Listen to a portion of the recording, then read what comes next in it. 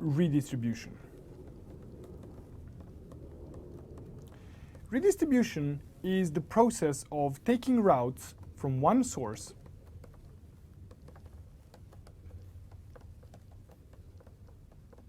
and injecting them into another source. So routes from one source are injected into another, well, I should say protocol.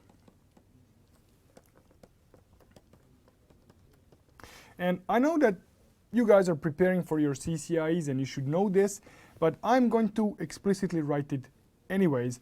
The routes are pulled from the routing table.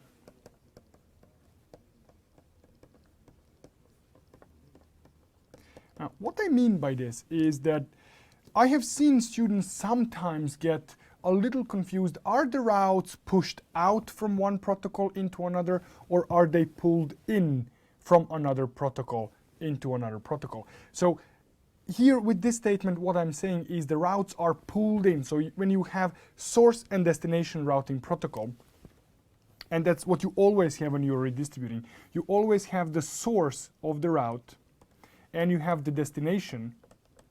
You always pull the route, so you pull the routes from the destination, into the destination from the source. This is not entirely correct, because the way it actually works is that routes from the source are actually inserted into the routing table with the reference what the source was, and then from the routing table they are actually pulled into the destination protocol. So the routes are actually injected into the destination routing protocol from the routing table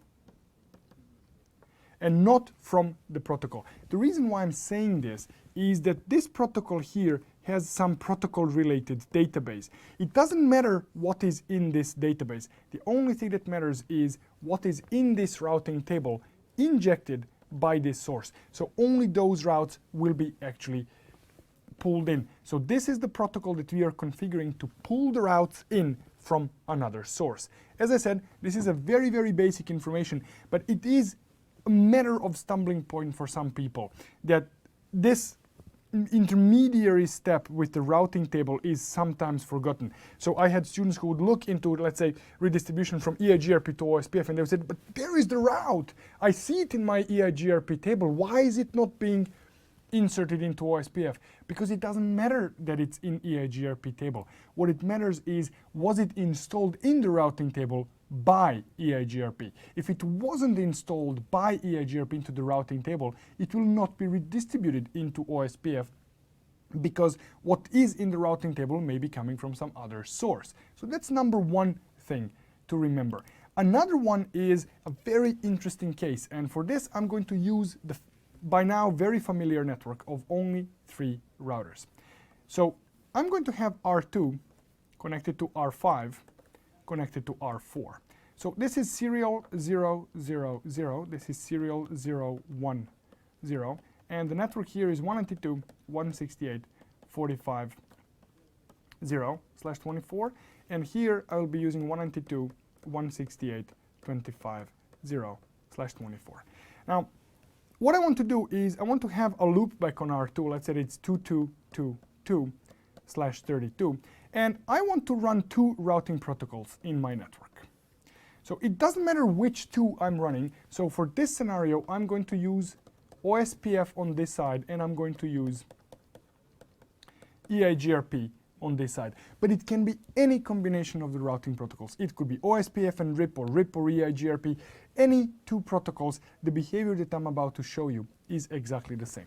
So I want to have an OSPF adjacency running here, and I want to have EIGRP adjacency running here. So this is what I'm going to set up very, very quickly, not a complicated configuration at all. So on R2, I'm going to say interface loopback 0, IP address.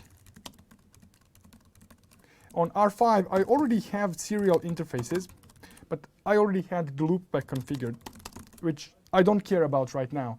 So I see that I have 2 connected routes. One is connected to a R2, the other one is connected to R4, and on R4, I'm just going to remove the loopback interface that is there. So from R5, I should be able to ping 192.168.25.2, should be able to ping 2, and I should be able to ping R4. So this is the basic connectivity. Let me bring in my notepad. So what I want to do now is I want to configure OSPF between R2 and R4. Oops, sorry about that. So I'm going to say router OSPF1, I'm going to say network 192.168.25.0, area 0, and let's advertise the loopback as well into there. So this goes to R2. On R5, I want just this configuration so that I just have the OSPF neighbor between R2 and R5. And then I'm going to configure EIGRP.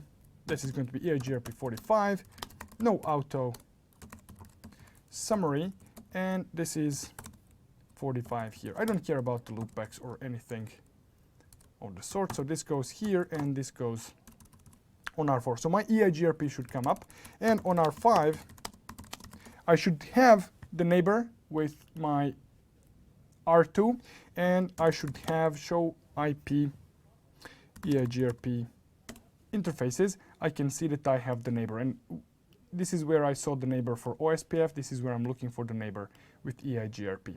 So now if I do show IP route OSPF on R5, I'm seeing one OSPF route. So what I'm going to configure next is I want to redistribute from OSPF into EIGRP. So a very simple redistribution from OSPF into EIGRP. So I'm going to go to R5, router OSPF1, and I'm going to say redistribute EIGRP.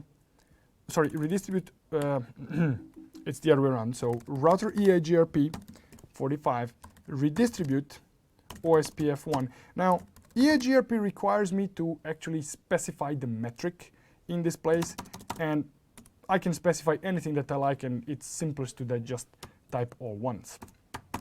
So now if I go to R4, if I do show IP route EIGRP, how many routes do you think I'm going to see in the routing table? Well, let's take a look.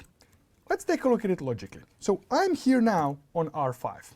If I do show IP route, what I'm seeing in my routing table on R5, on a redistributing router, are 3 routes. I'm seeing one OSPF route learned from R2, and I'm seeing 2 connected routes. Now, on R5, I have configured my OSPF to actually inject the route. So I have configured, I apologize, I have configured my EIGRP to inject the routes that have been installed in the routing table by OSPF. So there is one route that matches this description. So the logic would tell me that on R4, I should actually have a single EIGRP route in my routing table. But in fact, I will have 2 routes in my routing table. I will have 2.2.2.2, which is the route that I expected to see, but I'm also going to get this route.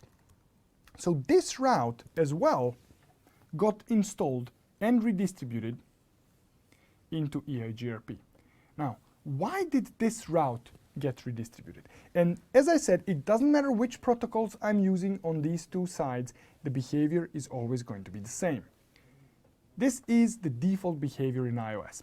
This interface here, serial 020, and it's also serial 020 on this side, is enabled for OSPF. So OSPF actually installs information about this interface in its protocol-related database. iOS also knows that this interface is actually enabled for OSPF on this router R5. So when I say redistribute OSPF routes into EIGRP, what is going to happen by default is that learned routes, learned OSPF routes, are going to be redistributed, but also connected interfaces or connected routes of interfaces enabled for OSPF. So even though this was a connected route, it will actually end up being redistributed because of this implicit redistribution. So that's the reason why in my routing table I get two routes. One that I expected and one that I might not have expected. But this is not where the story ends. Let's expand our example just a little bit. So we are still dealing with the same network. So here we have R2, R5, and R4. Now I want to add two loopbacks on R5. So let's say that I have loopback 0, which is going to be 5.5.5.5/32, and let's say that I have loopback 5, which is going to be 55, 55, 55, 55/32. And the task here says very simple instruction. So on this side, I'm running OSPF. On this side, I'm running EIGRP. The task says a very simple thing. Redistribute loopback 0 into EIGRP, but do not redistribute loopback 5. Okay, this should be a relatively simple thing to do. So let me go to my terminal. So what I'm going to do first, I'm going to create my two interfaces.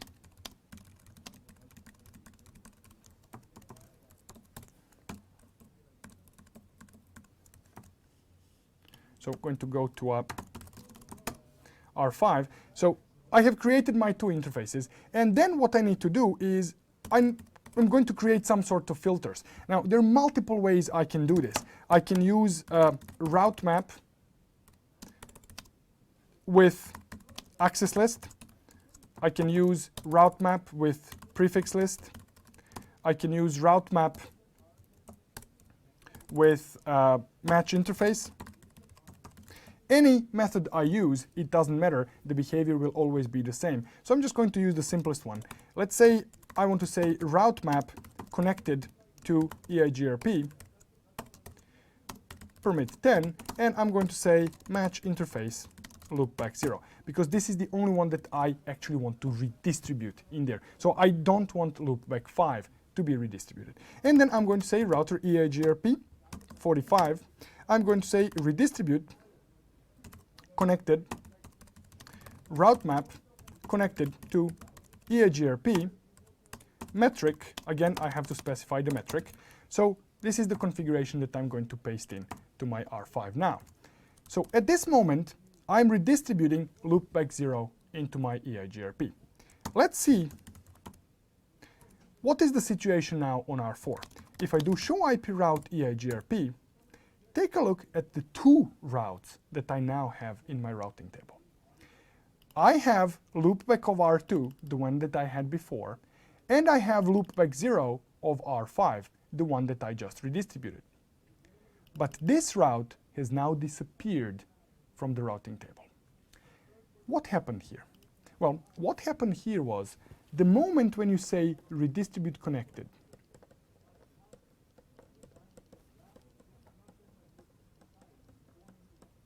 the moment we did redistribute connected, this interface here, this serial 020, which was treated as OSPF interface, is no longer treated as OSPF interface and is suddenly treated as the connected interface for the purposes of redistribution. So what have we done there? We have created a route map that allowed only this interface to be redistributed into EIGRP, and it filtered out this interface, and it filtered out this interface, actually this interface here.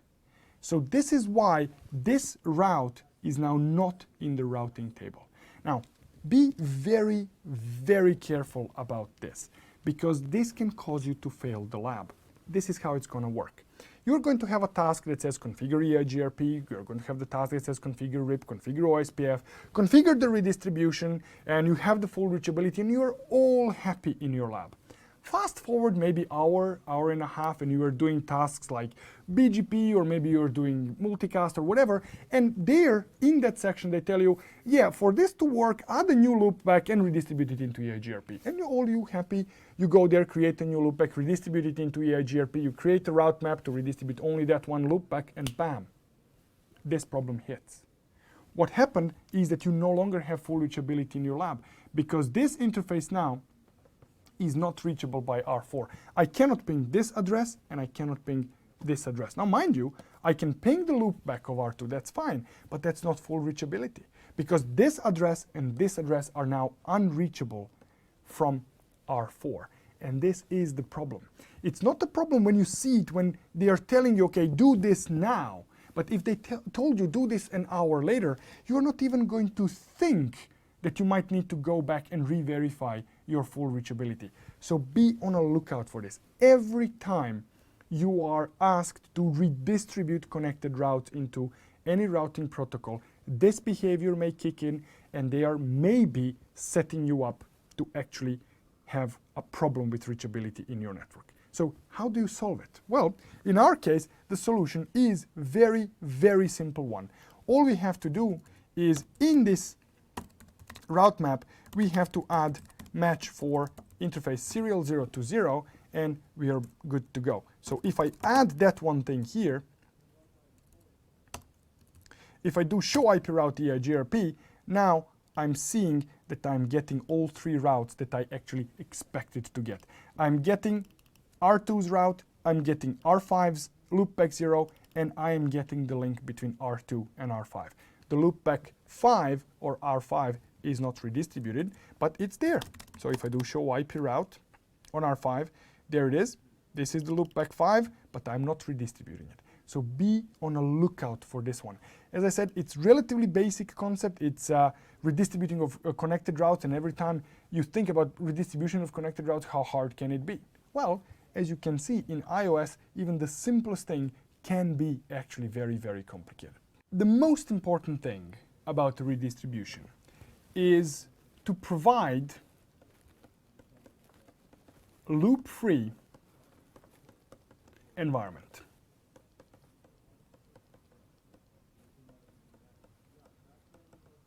That means that when you are done with your redistribution, you must not have any kind of the loops.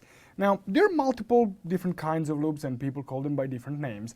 So I like to divide loops into really two categories. One is control plane loops,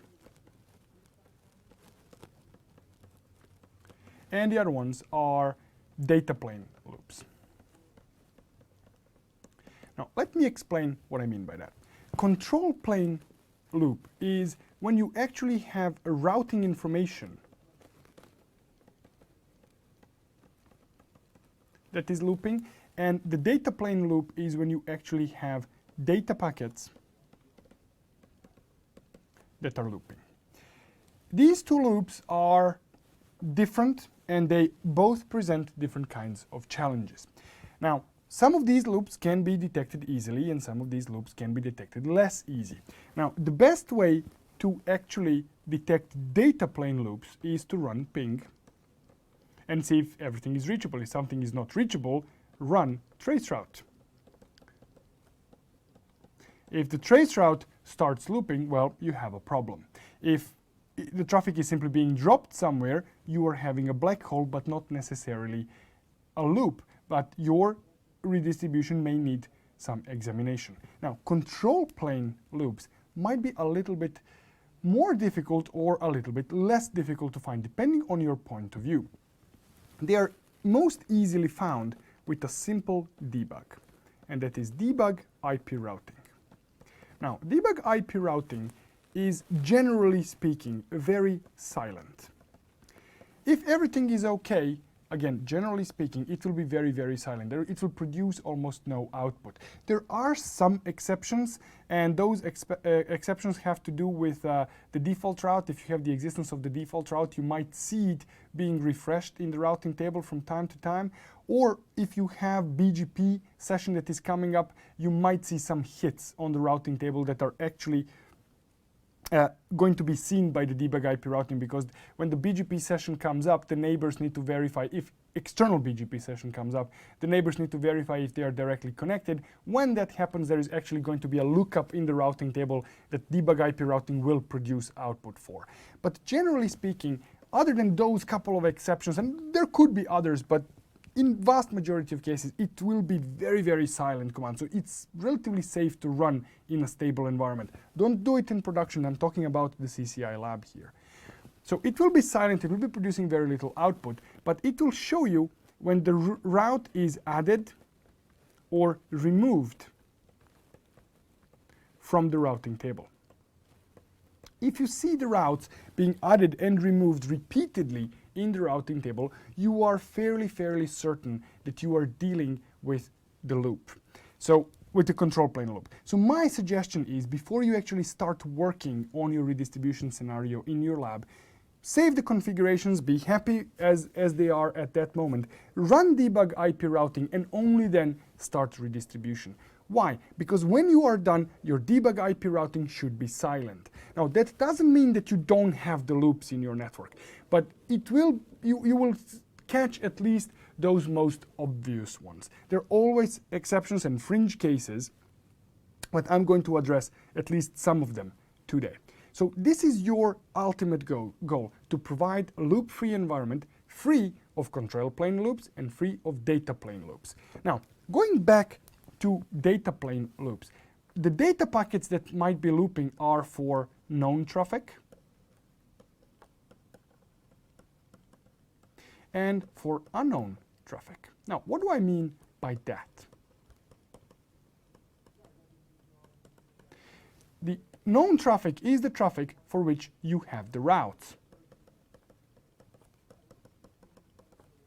So if the traffic for the routes that you actually have in the network is looping, you have a problem. But what about the traffic for which you don't have routes? Remember, the default route can cause problems for that traffic. So let's say that your entire network is using 192.168.0.0/16. What happens with the traffic sent to 10.0.0.0.0?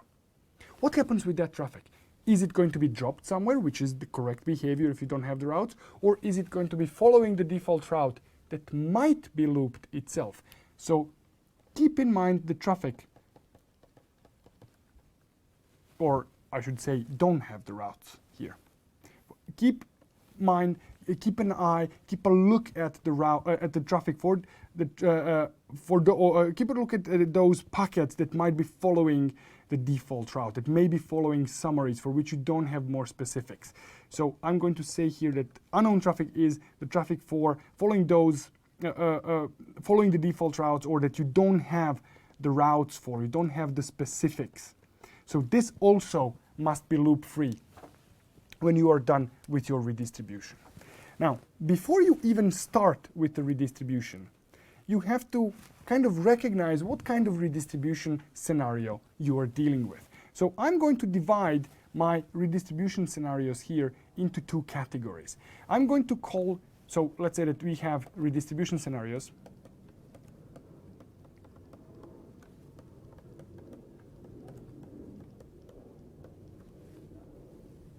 And I'm going to divide them into a simple redistribution scenario and complex.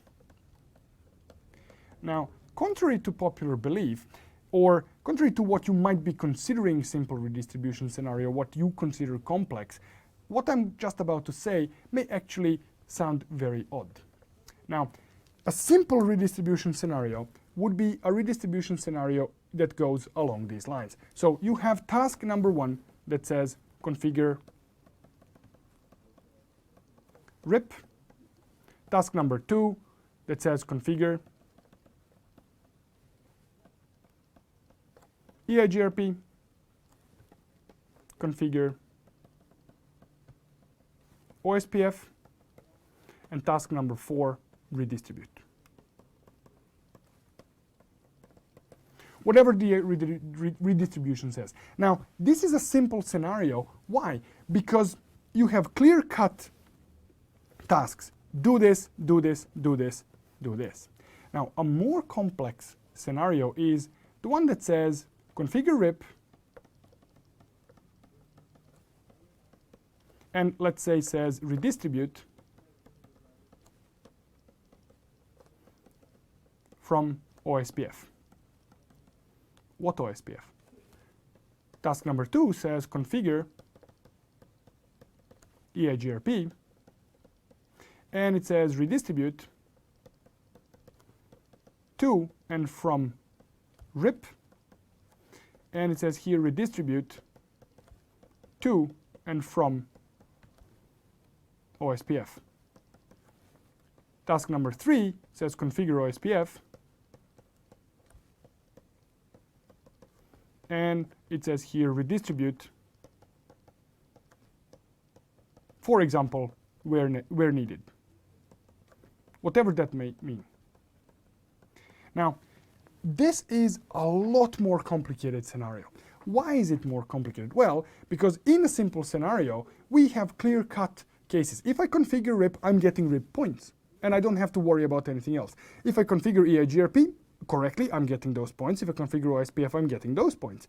Now, if I mess up redistribution, yeah, I will lose redistribution points, but at least I'm getting those points. Now, take a look at the more complex scenario. It says configure RIP and redistribute from OSPF. Can you actually get RIP points without correctly configuring OSPF? You cannot, because you are expected to get those routes in RIP. Now, take a look at the OSPF task. It says redistribute where needed, let's say for full reachability.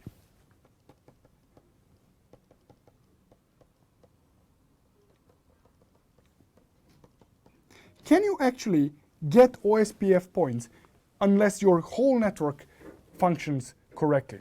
The answer is no. You cannot get those points because OSPF task requires redistribution where needed to have full reachability. So if you don't have full reachability, no OSPF points. Take a look at EIGRP task. Redistribute to and from RIP. Can you get EIGRP points unless you get OSPF points? You cannot, because OSPF is redistributed into RIP, and RIP is then redistributed into, and you get the idea. So this is a big bowl of very, very complicated stuff. Now, when you have a complex redistribution scenario, what you need to do is you need to make it simple for yourself.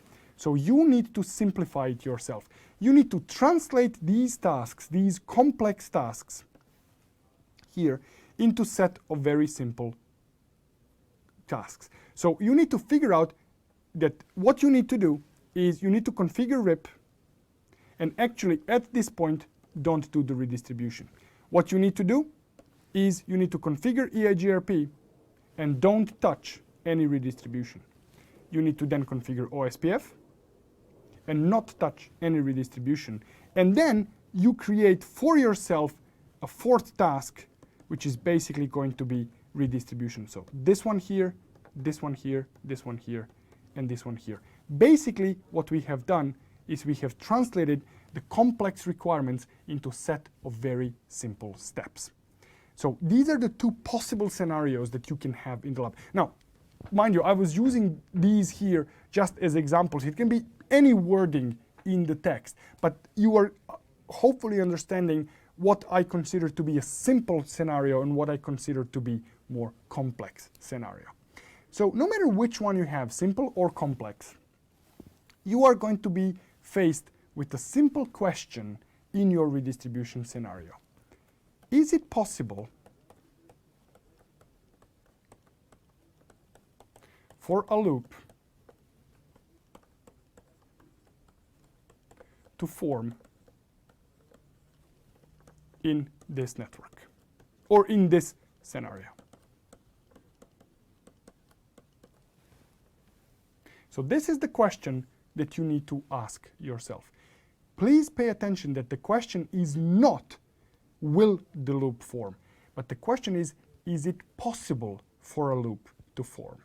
Now, to answer this question, what you need to do is you need to simplify the network diagram that you are dealing with. So let's say that you had a network diagram that looked something like this.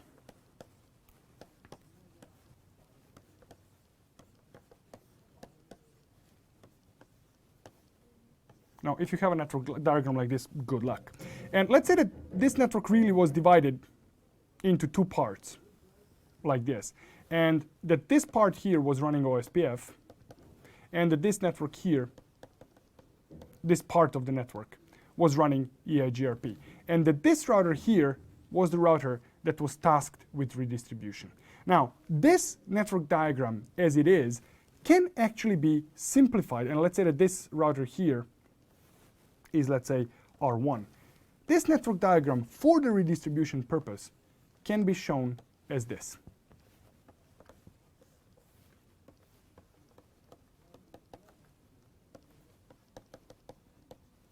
This is it. You don't care about anything else. The only thing that you care about is the redistribution point. And then read the task. What does the task say? What should I do in this case? Well, there are a couple of possible scenarios here. Now, one possible scenario is that the task says redistribute from OSPF into EIGRP. So if you have this scenario here and you ask yourself a question, is it possible for a loop to form in this scenario? Is it possible that there is an OSPF route here that is going to be arriving at the redistribution point, go into EIGRP and come back here to this router and be better than the route that was actually injected by R1? The answer to this question is no. In this case, the loop cannot form. Now, if the answer to your question, can the loop form, is no, there is nothing special you need to do. You just go ahead, you implement a very, very simple redistribution, and that's it. You are done. Now, a slightly more complex scenario would be if you are asked to perform a mutual redistribution between OSPF and EIGRP. So if the task says, do this. Now, is it possible for a loop to form in this scenario? Now, the answer is still no. We cannot have the OSPF route that was best on R1, then comes into EIGRP, is injected by R1, and then it comes back and is better than R1's injected route. That's not possible. Also, not possible that we are going to take EIGRP route, injected it into OSPF, and learn it as the route better than injected by ourselves. So even in this case, we are going to have a situation that we cannot have the loop. Again, a very simple redistribution scenario. Now, even more complicated case would be if we have a situation that we have multiple routers that are performing redistribution. So let's say that we have R1 and R2 doing the redistribution here. So I'm going to have R1 and let's say R2. So I don't care how they are actually connected to the rest of the network. The only thing that I care about is that I'm asked to perform redistribution like this. So both R1 and R2 are redistributing, but only from OSPF into EIGRP. There is nothing redistributing these routes back. Now, in this scenario here, I have a lot of opportunity for very, very bad routing, for suboptimum paths and God knows what, but can the loop form? The answer is no. Very, very, very unlikely. It's not possible for a loop to form. Now, what happens in this scenario here if I'm actually asked to implement a mutual redistribution, let's say on R1, and one-way redistribution on R2? Now, in this case, it's perfectly conceivable that we are going to have the route that is OSPF route that arrives to R2, is being injected here, and arrives at this redistribution point here with, say, lower admin distance than this route. Now, this is not a route injected by R1. This is route injected by R2 by another router. So no loop prevention mechanism in EIGRP or OSPF is going to prevent this. And I might actually inject the route back into OSPF domain that could loop. Now, mind you, internal OSPF routes and internal EIGRP routes cannot loop in this case. This is only when you have some externally injected information. So if there was some external route here or external route here. But this is that danger that I was telling you about. The question is not, will the loop form? The question is it possible for a loop to form? And there is a possibility of loop forming here if I had external routes. And if there is a possibility, you can be fairly certain that in the lab they have found a way to create the loop for you. So in this case, the answer to the question, can the loop form, is yes. The loop can form. Now, if the answer is yes, means that you have to do something about it. I'm going to get to that in a moment. Now, in this scenario, for example, when you had mutual redistribution at multiple points, the answer to the question, can the loop form, is not yes. So the answer here is not yes. The answer is oh, yes. So in this case here, you are more than likely to have a loop. Now mind you, again, the question here is not will the loop form, because again, if you have only internal EIGRP routes and only internal OSPF routes, it's very unlikely for this loop to form. There will be no loop, but add the externals and yeah, you will have the loop in this scenario. So when the answer to your question is yes, or in this case, oh yes, there is something that you need to do to prevent the loops from happening. Now, that something is some sort of filtering. So let's take a look at, again, the scenario where we have, let me actually reuse the previous page, so just one second here. So if we had a scenario like this, what we need to do here is we somehow need to prevent these loops from happening. So let's say that here I'm running OSPF, whatever the protocol is, and let's say that here I'm running EIGRP. And I actually have two redistribution directions. I have this redistribution direction here. So the routes are being redistributed from R1 into EIGRP and from EIGRP to OSPF by R2. And I also have this redistribution direction here, which basically moves in the other direction. So I have this flow of redistribution and I have this flow of redistribution here. Now, when I have this situation here, what I need to do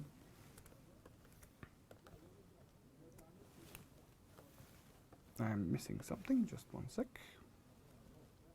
So what I need to do here at this point here, at the blue redistribution here, what I need to do first is I need to deny the routes that may have been the original EIGRP routes that were redistributed into OSPF and are now trying to come back here.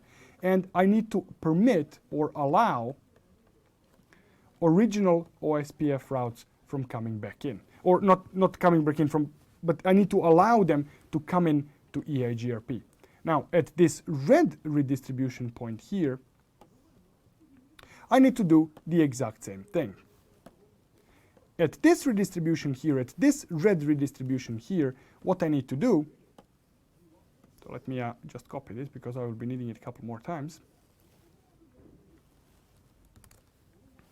So at this red redistribution here, I need the exact opposite logic. I need to deny the original OSPF routes and I need to allow the EIGRP routes.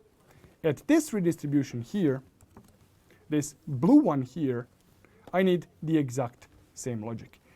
Now, how am I going to do this? There are multiple methods.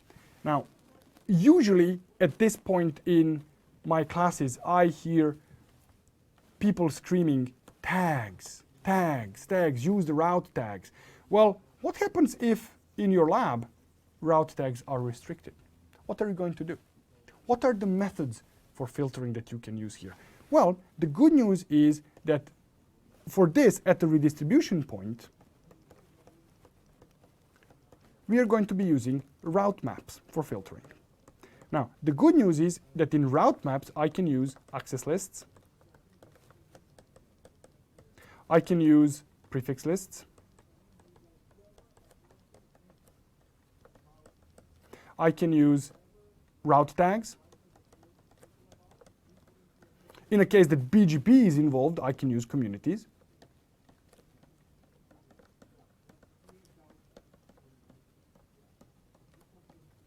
I can use even, so excluding the route maps, so at the redistribution point here, I can also use admin distance tricks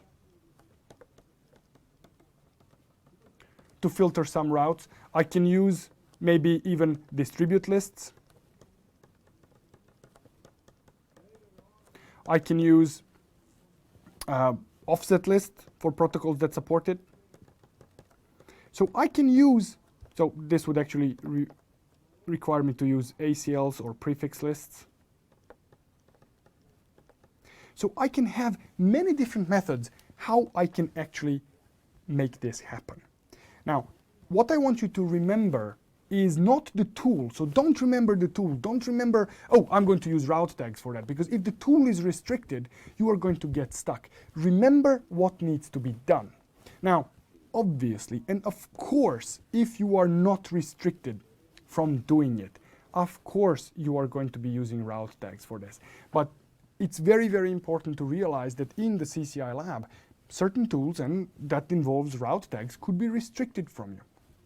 So let's take a look at the solution for this task here using those route tags. Now, using the access lists or using the prefix lists is going to be relatively simple solution. All you have to do is just get the list of OSPF routes, get the list of EIGRP routes, create the prefix lists or access lists, and then allow or deny based on them. But for route tags, it involves a little bit more work. But with route tags, what you are actually going to be having is much more scalable solution. Because with prefix lists or access lists, what you are going to have is that every time you add a new route to either OSPF or EIGRP, you actually need to update your access list or prefix list. With route tags, you don't really have to do that. So this is the logic that we have to implement. So we have to decide which tag we want to use for OSPF routes and which tag you want to use for EIGRP routes. Now, you can use any value you desire. You can use 1 and 2 or 15 or 19, but a good suggestion is to actually use the same value that you use for admin distance. Why? Because that way when you take a look at the route, when you look at the route tag attached on the route, you can immediately tell what was the origin of this route. If you see the route that has route tag 90, you know, oh, okay, so this was the original EIGRP route. If you see it with 110, oh, this was the original OSPF route. And you get the idea.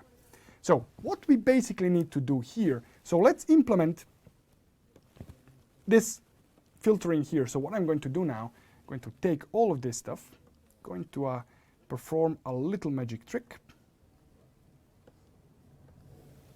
So I'm going to put it a little bit to the side.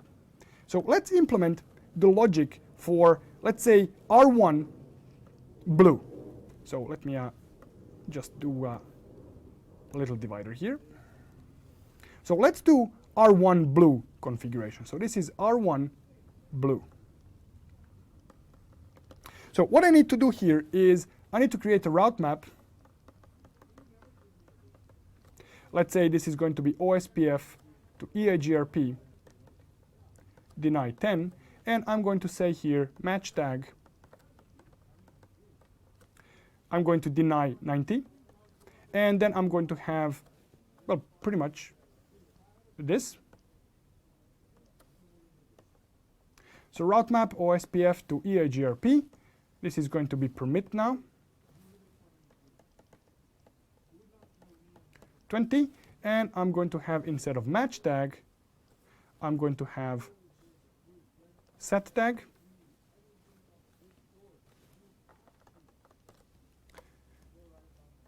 $110. Now let's do R2 red. So this is the next one, R2 red. And you know, good news, very, very good news. Copy, paste, and we have the red logic on R2. Let's do R1 red, or actually let's do R2 blue. So R2 blue. Well, good news again, the logic is almost identical. So let's copy this, clone here. And this is going to be now EIGRP to OSPF, so this changes. So this is going to be EIGRP to OSPF, EIGRP to OSPF, and again, these two swap sides. So this is going to be 110, and this is going to be 90. And let's do, last but not the least, let's do R1 red, which is going to be, good news, this exact same configuration here,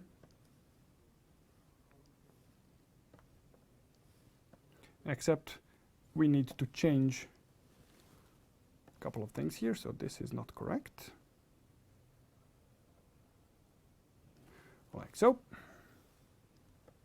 Let's move it up here, and the color changes to red.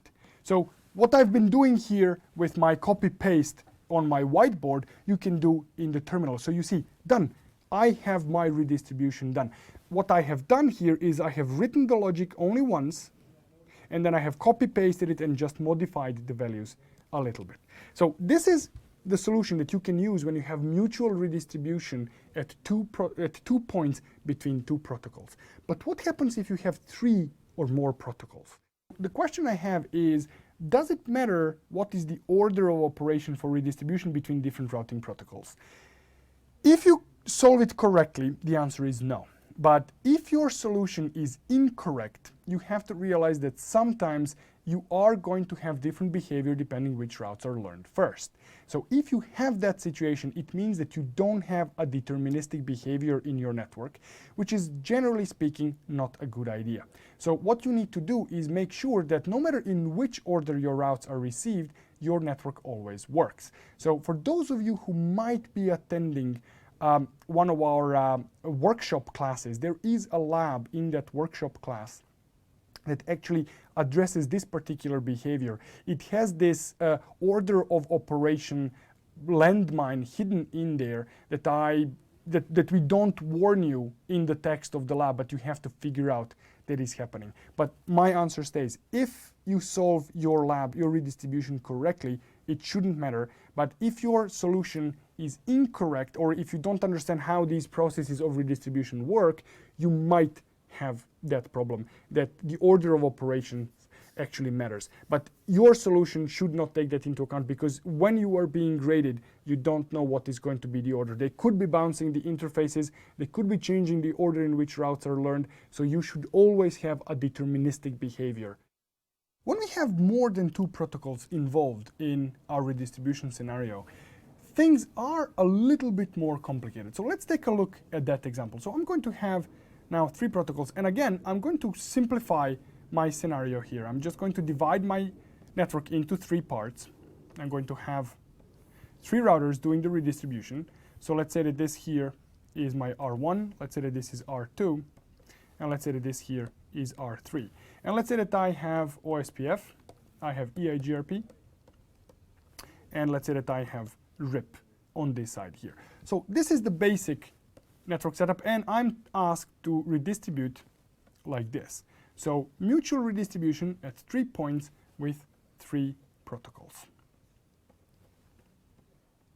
So this is the setup, this is the scenario that I have.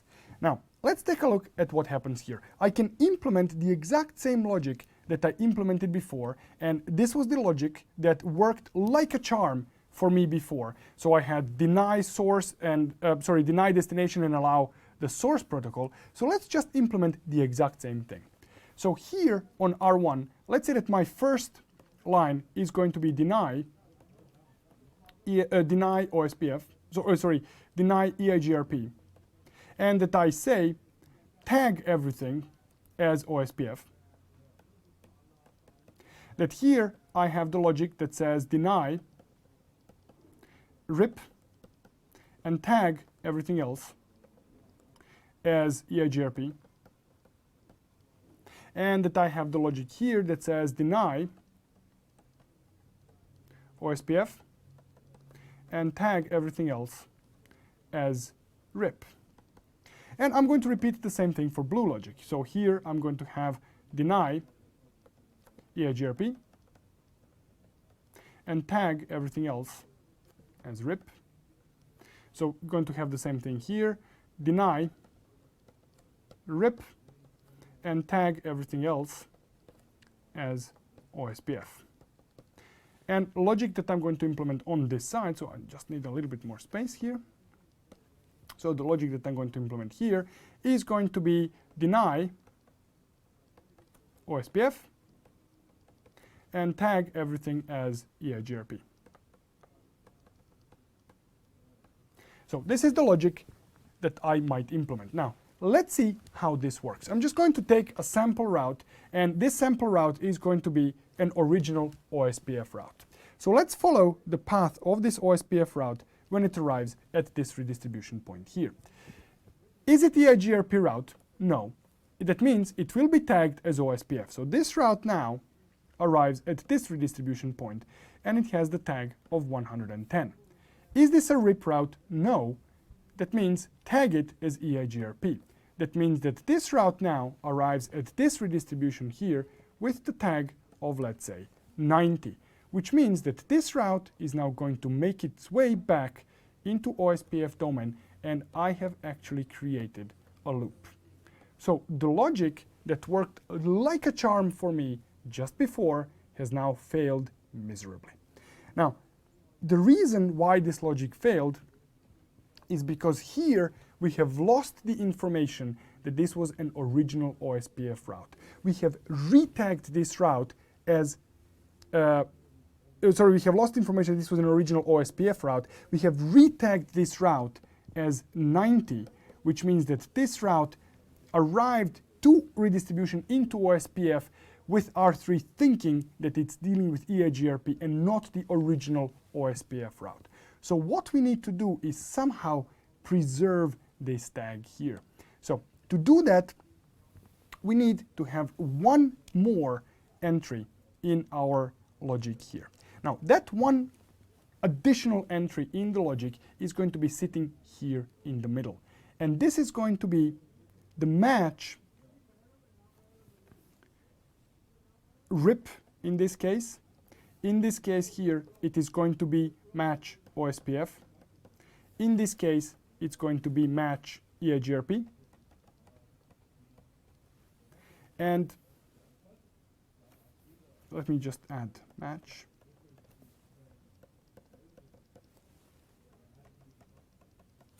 And in this case here, it will be OSPF. And in this case here, it will be EIGRP. And in this case here, it will be match RIP. So let's take a look at how this logic will work in the previous example. So we have this original OSPF route that arrives here for redistribution. Is it EIGRP route? No. Is it RIP route? No. Is it OSPF route? Yes, which means it will get tag 110, and now we are arriving here. Is this RIP route? Answer is no. Is this OSPF route? The answer is yes, which means it keeps its tag and arrives at this redistribution here. Is it OSPF? Yes, and it's being denied here. So we have prevented the loop. So we can say that here the loop was actually stopped. Now, the generic logic for this here is very, very simple. Every time when we are redistributing, we have a source protocol that is being redistributed into the destination protocol. Now, behind the source protocol, we might have some other protocol, and we may have multiple others. So the logic that we have to implement at this redistribution point here is very simple. Deny destination,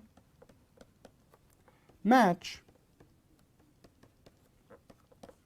other, and if you have multiple others, you simply add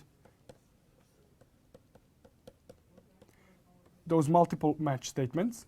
And finally, we have tag source. So this is the generic logic that you can implement for tagging. This will work with two protocols. Well, not with two because you don't have the other, but this will work with 3 protocols. It will work with 4 protocols, 5, 19, 57 protocols. But there is a problem with this logic. Now, the problem with this logic is, and I'm going to illustrate it by just copying this page for a second. The problem with this logic is when we have this tag here. Now, this tag now exists in EIGRP route. So this tag exists as EIGRP route. When we inject this route here at this point, we need to generate, from EIGRP route, we need to generate a new RIP route. Will the tag actually be copied as this new generation happens? Now, as it turns out, when you have RIP to OSPF, The answer is yes. When you have RIP to EIGRP, the answer is yes. When you have EIGRP to RIP, the answer is no. When you have OSPF to RIP, the answer is no. When you have OSPF to EIGRP, the answer is yes. And when you have EIGRP to OSPF, the answer is yes. Please repeat. I'm pretty sure that you are guessing that it has something to do with RIP, but you are not entirely sure in which direction. This is why I would like you not to remember this. Do not remember.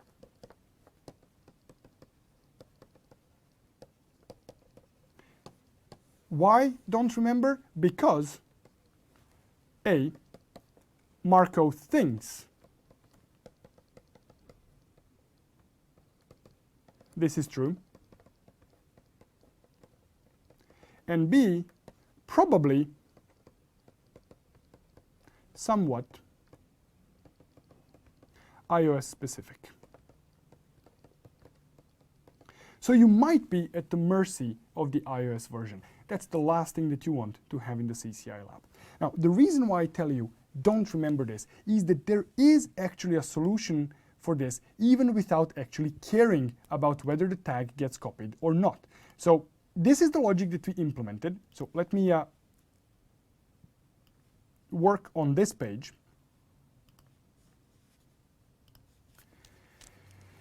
Instead of doing just a simple match, what we are going to do here is we are going to have the second entry that is going to be match and tag.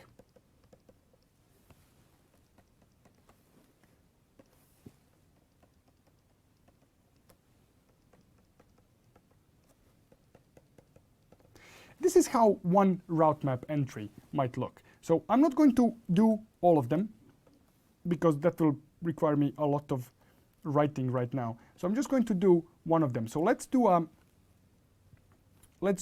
this one here. So I'm just going to write out the route map for this. So what I'm going to have here is route map, let's say OSPF to EIGRP deny 10. Then I'm going to have match tag 90. Then I'm going to have route map OSPF to EIGRP permit 20. I'm going to have match tag 120 and then set tag 120. And then I'm going to have route map OSPF to EIGRP permit 30, and I'm going to have simple set tag 110. Now, this part here, when you first see it, looks a little bit confusing. Now, the important thing here to note is that this match tag takes effect against the incoming OSPF route. This set tag takes effect on outgoing EIGRP route. So basically, match tag matches the source route, so whatever we are receiving from the source, and set tag is the action that we are going to take when we actually generate the route for the destination routing protocol. So technically speaking, the tag 120 here and the tag 120 here is not the same tag, but it has the same value. Do I actually care that the same bits, the same electrons were not actually used to generate this new route? I couldn't care less, as long as this value here matches this value here. And with this approach, I'm avoiding having to actually remember when the tag will be copied when the route gets generated. I don't have to worry about that one little bit. Now, another important thing to remember, that this system of tags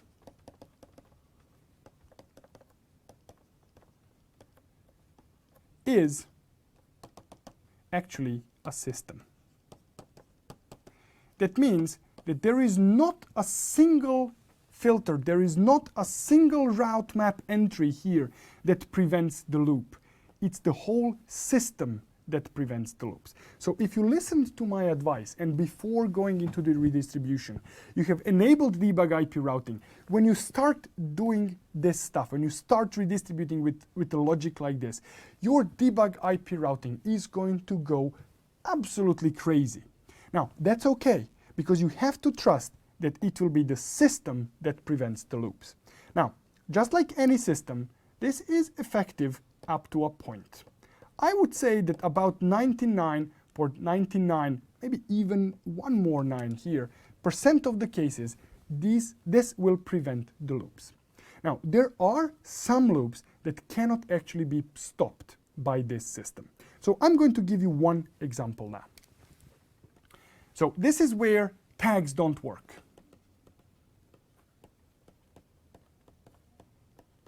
And as I'm saying, this is just one example of it. This is the example that I'm going to be using to show you how you may actually have trouble with tags stopping the routes. So let's say that you have a scenario in which R1 and R2 are running OSPF0, R2 and R3 are running OSPF23 and SSA, and you have R3, R4, and R5 here running RIP, and then we have R6, R5, and R2 running EIGRP. And the task is very simple. Make sure that everything in this network is reachable, mutually redistribute between R2, or on R2 between OSPF and EIGRP, on R3 between OSPF and RIP, and on R5 between EIGRP and RIP. So this is the task. And by the way, on R6, you need to redistribute this 6.6.6.6 into EIGRP.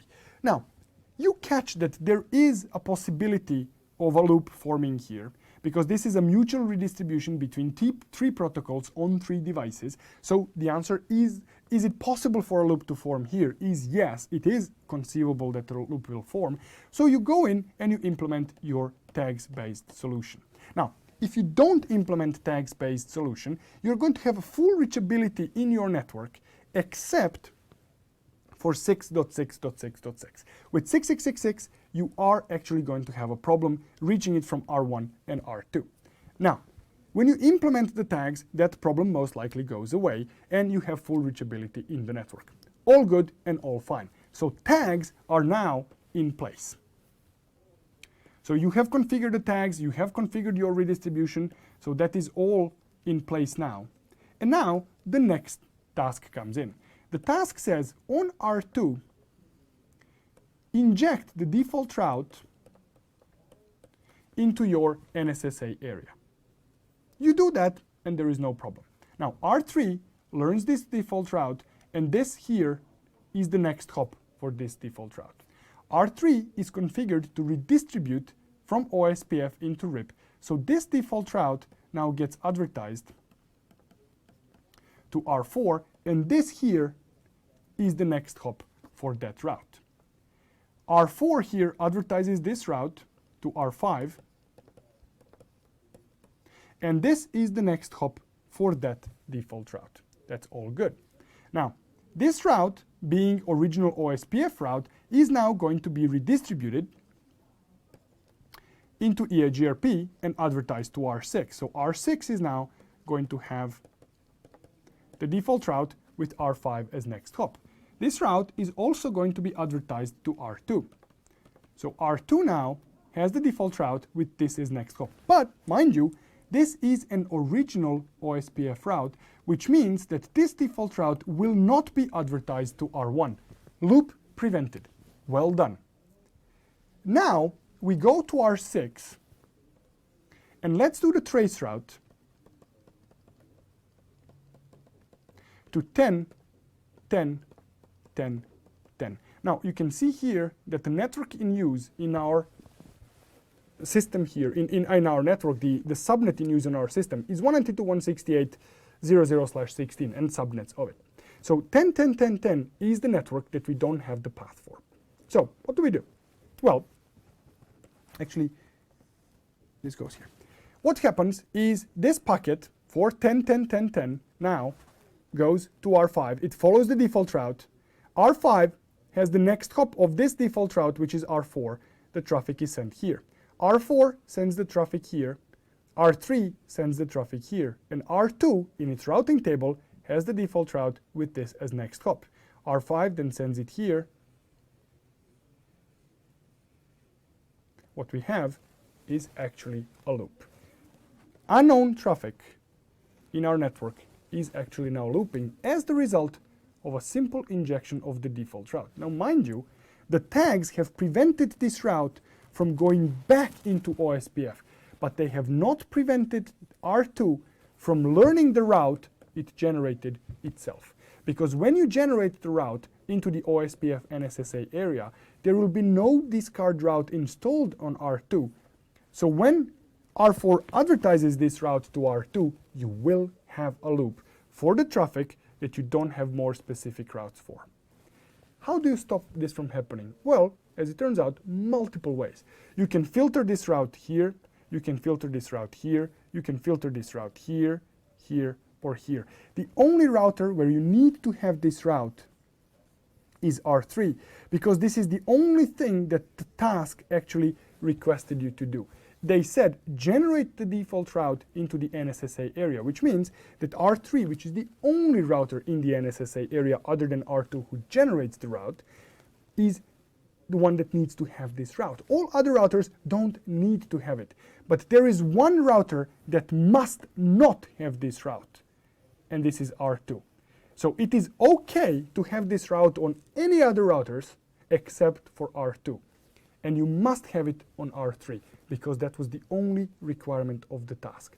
So here is just one example when tags don't actually solve the problem of the loops. As I said, just one simple example.